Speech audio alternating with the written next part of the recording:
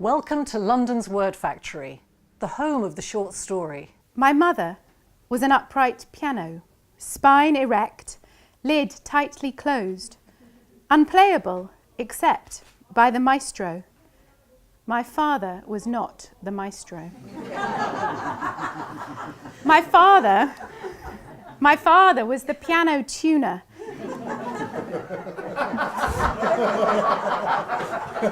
This might take a little longer than planned. What do you do when you want to tell a story? Do you tell your best friend? Do you write it down? At London's Word Factory, we invite some of the best short story writers in the world to come and tell their stories, and we film them. Sergeant Tom Brown did not drink. He suffered instead the terrible want of a sweet tooth. Sugar ran him. He sat in a humid murk, himself vaporous, gently steaming, in the Primera, outside the Emo station, on the N59, beneath the hateful shadow of the Ox, and he ate a Swiss roll. I was able to get a good view of a legend which had recently appeared, scrawled in paint by the side of the track. A missive which greeted each and every traveller coming from the south. It read in big black letters, "Fuck off, all cockneys." This message remained untouched for the next 20 years. I saw it each time I travelled down from London, despite it being passed by endless maintenance crews whose only action from time to time seemed to give it a fresh lick of paint. We want to share with you 150 films of some of the best short story writers in the world, talking to us at our Word Factory salons, in conversation about their writing practice and reading their incredible work. You want the incredibly sad end? Yes. You don't want it? No! The whole thing. Yes. It'll take forever. Really? You're English. You're supposed to not be able to listen. This is what I keep being told. It's the only country where people go, how long are you going to read? Is it more than 4 minutes? Is it, yeah. Are you sure? I'm not a poet! No, I mean that would make it like 40 minutes. That's heavy, you know, and it's too miserable. It would be an interior experience. This is the bit that's the sugar on the incredibly evil pill. So you can tell how bad the end is going to be by this bit. So yeah, the person. All you need to know is that the person is quite sad and that some weather has happened. Snow, you know, it's one of my stories. I worked on it over the summer, and only my wife and my agent have read it so far. So I'm really nervous. You guys will be my guinea pigs, so I hope you enjoy it. It's called Defending the Pencil Factory. Daryl is taking too long with the pencil sharpener, and all down the line we are sweating. We watch the ribbon of shavings that coils out from the blade. Around us, the pencil factory groans as its beams shrink. Thank you, Mrs. O'Halloran, says me in my good boy voice, just to prove to her class she's right about me.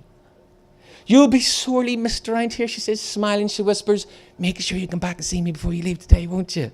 Yes, Mrs. O'Halloran, says me, and I'm completely on fire like a human petrol ball. I kick the leg of her desk, and then I smile and I speed walk out of there. I do want to grow up and make all my dreams come true, but mostly I just want to be back in P3 with Mrs. O'Halloran. Consequently, I'd hate for this letter itself to seem a complaint, but then maybe it is a complaint. Your husband died in 9/11. My husband died on 9/11. So much has ensued from those prepositions, a single one-letter variation in the alphabet. All of these remarkable literary encounters have something to teach us.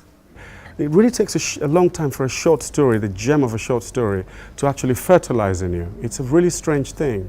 Because the short story is I always say it's the most difficult form in literature after the sonnet.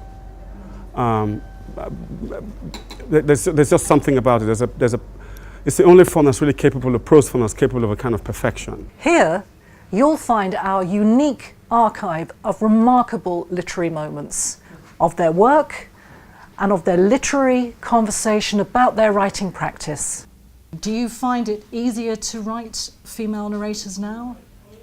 Yeah, I haven't done it so much, and now I find it much more interesting to write about women. Yeah, or as you get older, you've got the nerve to imagine further than you did before.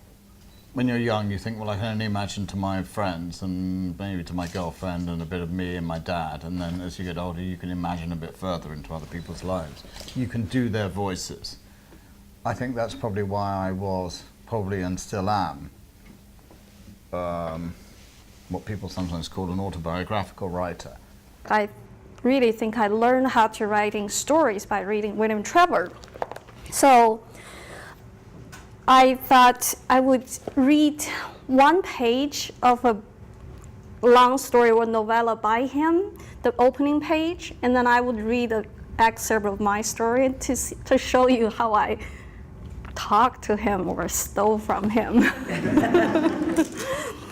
The classic kind of stories. I mean, it's hard to judge. For on one side, you think you still, as a writer, I don't know what you feel about this, Tom, but I still feel that there's a certain amount of conservatism within the industry still about short stories. I've certainly been fighting to get a short story collection out there personally. It may well be to do with the fact that I'm shit at publicising myself, but that clarion call of, you know, well, short stories don't sell as well is still, you know, present within the industry. I think that it's the smaller independents that are taking the chance on all kinds of levels, whether it's form, structure, ethnicity, gender. You know, it seems to me that it's medium level and small independent presses who are willing to take that kind of chance.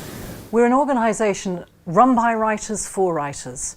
So whether you're interested in simply following your favourite author, or whether you really want to improve your own writing practice, there's something here for you.